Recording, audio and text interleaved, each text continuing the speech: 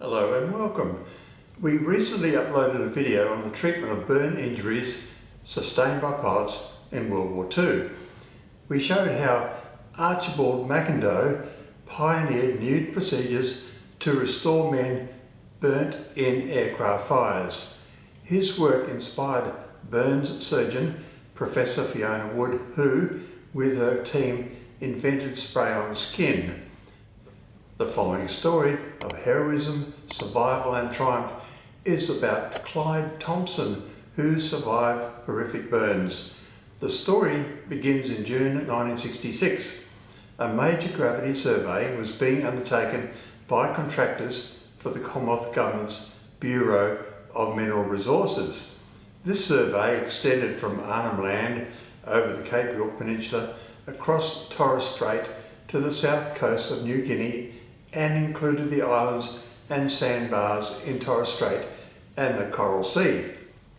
During this task, one of the Bell 47G helicopters, VH Uniform Tango Bravo, became overdue whilst engaged on the Cape York Peninsula section of the survey. The missing helicopter was piloted by Bim Edwards. Clyde Thomson was the gravity meter reader on the aircraft. After an extensive search, helicopter pilot Harvey Else managed to locate the wreckage of the missing aircraft the following day. It had hit a tree on takeoff and caught fire after crash landing. Sadly, Harvey found that Bim Edwards had died of burns and Clyde Thomson was missing. Harvey managed to track Clyde through the grass to a creek where he found him lying down, terribly burnt, almost naked and covered in big ants. Clyde had been thrown clear of the aircraft when it crashed, but courageously went back into the burning wreckage to release Bim Edwards. He removed Bim's socks, which were burning, but felt no pain in his hands because of nerve damage. Clyde said, "It was interesting because we had one of those conversations." He died 12 hours later, and I said, "I really don't think I'm going to continue with my flying training." And Bim said, "Don't be silly, this is just one accident, get over it." Clyde sustained third-degree burns to 60% of his body. Harvey flew the badly injured Clyde to Arakoon Mission. Late in the afternoon, and not far from this destination, Harvey heard on the aircraft radio that an Ansett Airlines DC-3 was taxiing for takeoff from Arakoon to Cairns.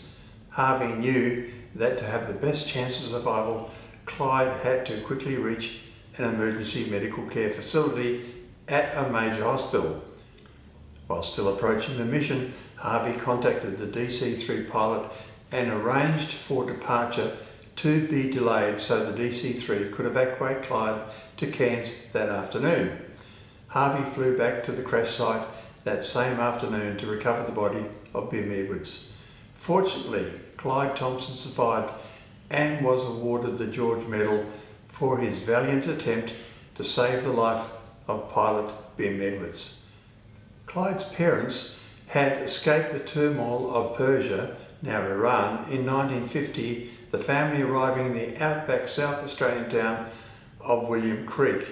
Here the Thomson family met the travelling padre, the very Reverend Dr. Fred Mackay.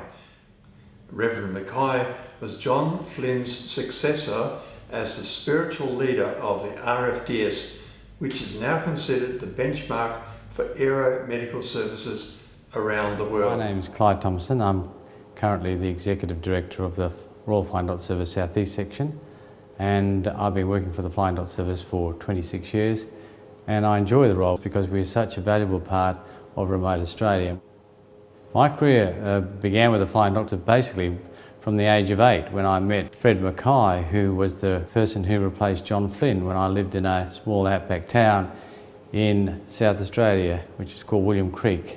And when I became a pilot and began to look for a career in aviation, Fred was very enthusiastic about me coming and joining the Flying Dot Service in Broken Hill, which I agreed to do for 2 years, and that's 24 years ago.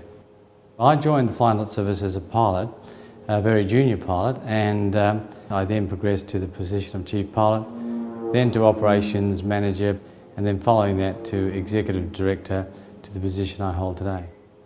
Clyde Thomson said that it was Dr. Mackay who talked to me about the Flying Doctor Service, and he advised me to join. He said, "It's a good organisation and I know that you would do a good job and Flynn would be proud of you." John Flynn started the Flying Doctor Service as he saw a huge need in the outback for medical services. It was the work of Fred Mackay that made it what it is today. Clyde did get his pilot's licence and joined the RFDS rather than go to the airlines. He became the last remaining connection between the Royal Flying Doctor Service and its founder, Reverend John Flynn. Clyde went on to become the senior pilot with the Royal Flying Doctor Service at Broken Hill. Here he oversaw the expansion of operations from a single base with 2 aircraft to 3 states with 5 locations and 18 aircraft. Total assets grew from $14 million to $143 million, while annual income rose from $6 million to $70 million. Over 40 years, he worked for RFDS as a pilot, chief pilot, operations manager, and for the last 28 years as chief executive officer. Clyde also presided over the RFDS National Aviation Committee, which formulates national aviation policy and risk management systems for all sections, encompassing 22 bases and over 60 aircraft. On regular occasions, he was called upon by other sections to conduct management and aviation audits of their operations. Clyde retired from full-time employment in 2014 after 40 years of providing aeromedical services to the community. Currently, Clyde is chairman of the board of AMREF Flying Doctors in Kenya, having been a director from 2012. AMREF Flying Doctors was established in 1957 by 3 surgeons, Sir Michael Wood, Archibald McIndoe, yes, the same man, and Thomas Rees. Clyde Thomson is an extraordinary man. Thank you for watching. Please like, subscribe, and hit the notify bell. Comments are always welcome.